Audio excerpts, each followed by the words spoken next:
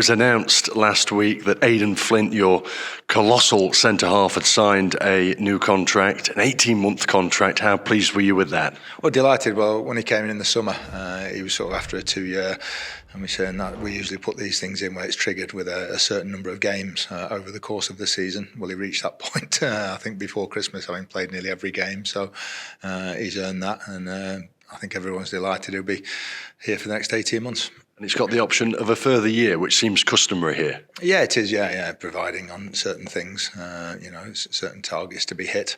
But he's that sort of way. He just gets out there and he plays. Equally delightful news this morning. Alfie Kilgore signing a new 18-month deal.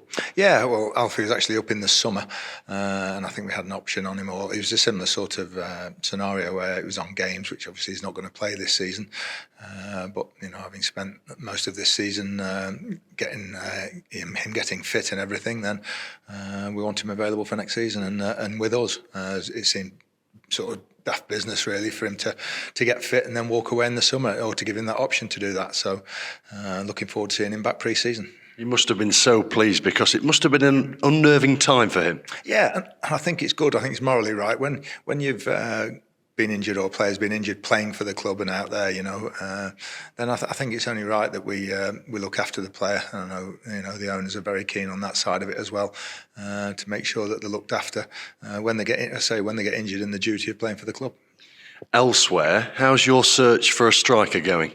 Yeah, we're still making inquiries. There's still the main one that we're waiting for a definitive answer on. That's the problem. So it's at some point we'll have to move on from that number one target, but at the moment we're still pursuing it. Can you say what the stumbling block is? Yeah, it's just there's a few clubs in for the player, and it's the other club making the decision on where they want him to go. You were awaiting news on Rhys Oates' knee last week, weren't you? Have there been any further developments there?